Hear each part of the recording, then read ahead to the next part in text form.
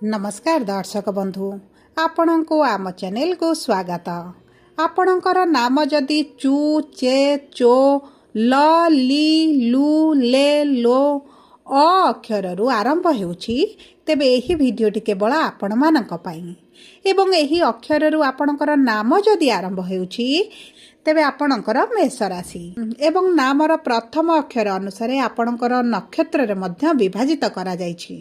देखंतु जदि आपणकर नामटी चू चे चो ल रु आरंभ होउछि तेबे आपणकर अश्विनी नक्षत्र बा 1/1। जदि आपणकर नामटी ली लू ले लो रु आरंभ होउछि तेबे आपणकर नक्षत्र हेउति द्विजा नक्षत्र बा 2/1 एवं आपणकर नाम जदि अ अक्षर रु आरंभ होउछि तेबे आपणकर कृत्तिका नक्षत्र बा 3/1 मेष राशि।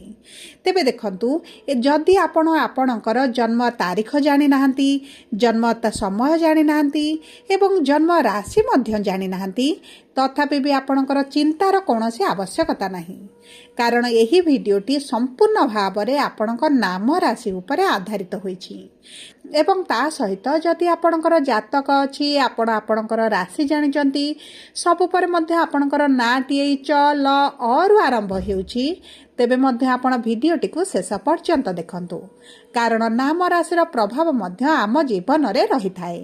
तेणु करी आपणकर जीवन रे शुभ प्रभाव पड़िबो ना अशुभ प्रभाव पड़िबो ता मध्य आपणक नाम राशि अनुसार आपणको जणा पड़ी थाए। एवं देखंतु एही भिडियो रे आपणकर संपूर्ण 2026 वर्षटी केमिति रहिबो आपणक नाम राशि अनुसार विस्तृत भाव रे आलोचना करिबा।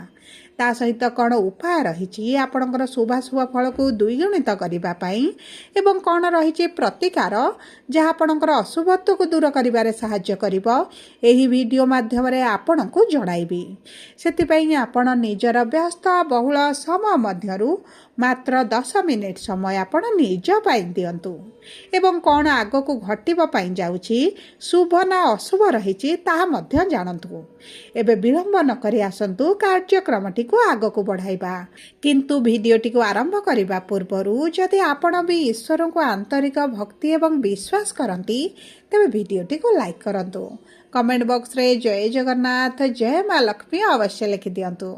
ता सहित आम सह जोगाजोग करबा पई वीडियोर मध्य भाग रे एक व्हाट्सएप नंबर टी दिया जायछि, जो नंबर साहाय्य रे आपण आम सह जोगाजोग करी निजर नूतन कुंडली प्रस्तुत करि परिबे, कुंडली विश्लेषण कराई परिबे किंबा आपणकर चाकरी विवाह व्यवसाय प्रेम संपर्क शिक्षा स्वास्थ्य को नहीं किछि समस्या रहिछि ताहार सहजरे एवं स्वल्प मूल्य रे समाधान करि परिबे। सेतिपई आपण आम सह भिडियोर शेष पर्यंत जोड़ी होई रुहंतु एवं व्हाट्सएप नंबर माध्यम रे आम सह जोगाजोग करी निज समस्यार खूब कम मूल्य रे समाधान करंतु। एबे आसंतु कार्यक्रमटी को आग को बढ़ाइबा। देखंतु जदि आमे मोटामोटी भाव में देखा तेबे 2025 रे आपणकर स्वास्थ्य रे खराब देखुथिले, आपणकर आर्थिक समस्या दे गति करुथिले, आपण ऋण आनिथिले लोन करिथिले किंतु ऋण सुझिबा पई सक्षम होई पारु नथिले, आपणक परिवार रे खुशीर वातावरण एतटा रहिनी, आपणकर अजथा खर्च गुडा बढ़ी जाइछि। आपण जदि विद्यार्थी होइथिबे आपणक शिक्षा क्षेत्र रे मध्य आपण समस्या देखुथिले, चाकरी क्षेत्र रे निश्चित भाव रे समस्या रहिछि, किछि व्यक्ति को चाकरी प्राप्त हेउ नथिला, किछि व्यक्तिंकर चाकरी चली जाइथिला, ता सहित समाज रे मान सम्मान रे मध्य आपणकर हानि देखुथिले एवं जदि देखिबा संतान संतति को नहीं तो आपण बहुत अधिक चिंतित रहुथिले। किंतु देखंतु 2025 रे जेउ भली परिस्थिति थिला 2026 रे सेतिरे परिवर्तन आसीबो ना सेमिति रहिबो एही वीडियो रे विस्तृत भाव रे आलोचना करिबा। देखंतु मेष राशि हेउचे राशि चक्रर प्रथम राशि एवं रस्याधिपति हेउछन्ति मंगल, जी हेउछन्ति अग्नि तत्वर राशि एवं एही वर्ष आरंभरू मंगल उच्च हेबाकु जाउछन्ति। ता सहित नवग्रहंकर सेनापति मध्य मंगल को जेहेतु कुहा जाउछि आपणक जीवन रे निश्चित भाव रे शुभ परिवर्तन पड़िबार संभावनाटी बहुत अधिक रहिछि। देखंतु एही वर्ष सूर्यंकर वर्ष माने राजांकर वर्ष एवं आपणकर राशिर स्वामी हेउछन्ति सेनापति, तेणु करी वर्षटी मोटामोटी भाव में देखिले आपणक पई शुभदायक रहिबो। ଦେଖନ୍ତୁ ଏହି ବର୍ଷ ଆପଣଙ୍କର ସ୍ୱାସ୍ଥ୍ୟରେ ଆପଣ ନିଶ୍ଚିତ ଭାବରେ ଉନ୍ନତି ଦେଖିବେ। ଆପଣଙ୍କର ରସ୍ୟାଧିପତି ନବମ ସ୍ଥାନରେ ସୂର୍ଯ୍ୟଙ୍କ ସହିତ ଅବସ୍ଥାନ କରୁଥିବାରୁ ଆପଣଙ୍କର ପିତାଙ୍କ ଠାରୁ ଆପଣଙ୍କୁ ବହୁତ ଅଧିକ ସାହାଯ୍ୟ ସହଯୋଗ ପ୍ରାପ୍ତି ହେବ। ଆପଣଙ୍କ ପିତାଙ୍କ ସହିତ କିଛି ନୂତନ କାର୍ଯ୍ୟ ଆପଣ ଆରମ୍ଭ କରିପାରନ୍ତି, କିମ୍ବା ଦେଖନ୍ତୁ ପୂର୍ବରୁ ଯଦି ପିତାଙ୍କ ସହିତ ମନମାଳିନ, ମତଭେଦ, ମନାନ୍ତର ଚାଲିଥିଲା କିମ୍ବା କିଛି ସମସ୍ୟା ପୂର୍ବରୁ ଚାଲିଛି ତାହା ମଧ୍ୟ ଦୂର ହୋଇଯିବ। ଉଭୟଙ୍କ ମଧ୍ୟରେ ସମ୍ପର୍କ ନିଶ୍ଚିତ ଭାବରେ ପୁନର୍ବାର ଗଢ଼ି ଉଠିବ।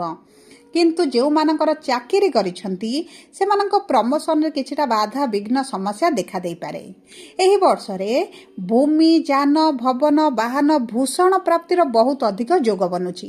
କାରଣ ମଙ୍ଗଳ ଯେହେତୁ ଭୂମିପୁତ୍ର, ଆପଣଙ୍କର ଏହିସବୁ ରିଲେଟେଡ଼୍ କାର୍ଯ୍ୟ ହୁଅନ୍ତୁ, ଏହିସବୁ ଜିନିଷ ପ୍ରାପ୍ତିରେ ଆପଣଙ୍କୁ ବହୁତ ଅଧିକ ଶୁଭାଶୁଭ ଫଳ ପ୍ରାପ୍ତି ହେବ। ତେଣୁକରି ମୋଟାମୋଟି ଭାବରେ ଏହି ବର୍ଷ ଆପଣଙ୍କ ପାଇଁ ଶୁଭଦାୟକ ରହିବ। ଏବେ ଆସନ୍ତୁ ଜାଣିବା ନକ୍ଷତ୍ର ଅନୁଯାୟୀ ଆପଣଙ୍କ ରାଶିରେ 2026ଟି କେମିତି ରହିବ। ଦେଖନ୍ତୁ, ପ୍ରଥମ ହେଉଛି ଅଶ୍ୱିନୀ ମେଷ ରାଶି ବା 1/1 ମେଷ ରାଶି। ଏହି ବ୍ୟକ୍ତିମାନେ କେତୁ ଅଂଶରେ ବା କେତୁ ମହାଦଶାରେ ଜନ୍ମ ହୋଇଥାନ୍ତି। ତେଣୁକରି ଏହି ବ୍ୟକ୍ତିମାନଙ୍କର 2026ଟି ସାଧାରଣ ଭାବରେ ସ୍ୱାସ୍ଥ୍ୟରେ ଟିକେ ସମସ୍ୟା ଆପଣ ଦେଖିପାରନ୍ତି। ଆପଣଙ୍କର ଥଣ୍ଡା, ଜ୍ୱର, ଖାସ ଏହିଭଳି ଥଣ୍ଡା ସମସ୍ୟା ଆପଣଙ୍କର ଟିକେ ବହୁତ ଅଧିକ ରହିପାରେ। ସେଥିପ୍ରତି ଆପଣଙ୍କୁ ଟିକେ ଦୃଷ୍ଟି ଦେବାକୁ ପଡ଼ିବ, ଜଗି ରଖି ଚଳିବାକୁ ପଡ଼ିବ। ନଚେତ ଆପଣଙ୍କର ଘରେ ମାଙ୍ଗଳିକ କାର୍ଯ୍ୟ, ଶୁଭ କାର୍ଯ୍ୟ ମଧ୍ୟ ହୋଇପାରେ। ଆପଣଙ୍କୁ ଆପଣଙ୍କ ମନପସନ୍ଦର ଚାକିରି ପ୍ରାପ୍ତ ହୋଇପାରେ। ଯଦି ଆପଣ ସରକାରୀ ଚାକିରି ପାଇଁ ପ୍ରିପେୟାର ହେଉଛନ୍ତି ସେଥିରେ ମଧ୍ୟ ସଫଳତା ମିଳିବ।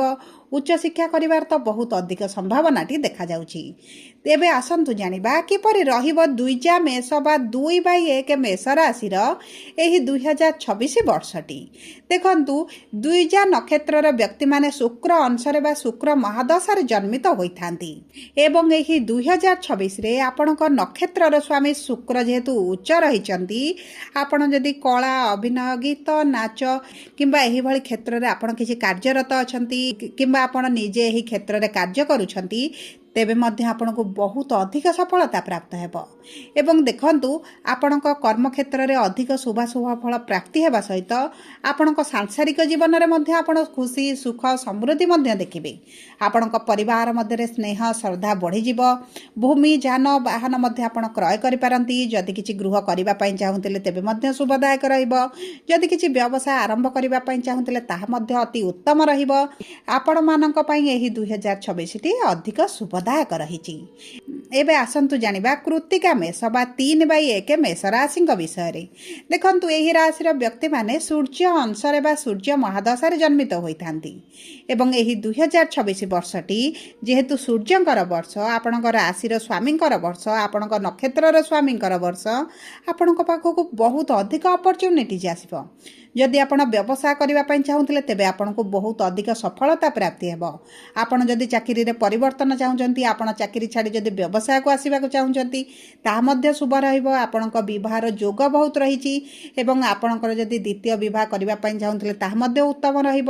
ସନ୍ତାନଙ୍କ ସହିତ ଆପଣଙ୍କ ସମ୍ପର୍କରେ ମଧୁରତା ଆସିବ। ସନ୍ତାନ ଯଦି ଆପଣଙ୍କ ଠାରୁ ଅଲଗା ରହିଥିଲେ, ଦୂରରେ ରହିଥିଲେ, ତେବେ ମଧ୍ୟ ତାଙ୍କ ସହିତ ସମ୍ପର୍କ ମଧୁର ରହିବ।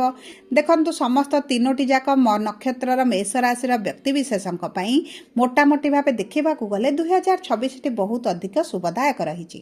କିନ୍ତୁ ସବୁ ପରେ ମଧ୍ୟ ଆପଣ ପ୍ରତିଦିନ ମଙ୍ଗଳଙ୍କର ସ୍ରୋତ ଜପ କରନ୍ତୁ, ରବିନାରାୟଣ ବ୍ରତ ରଖନ୍ତୁ, ଅଶ୍ୱସ୍ଥ ବୃକ୍ଷ ମୂଳରେ ସୂର୍ଯ୍ୟ ଅସ୍ତ ପରେ ଗଙ୍ଗାଜଳ ଏବଂ କଳା ରାଶି ଢାଳି ଦିଅନ୍ତୁ।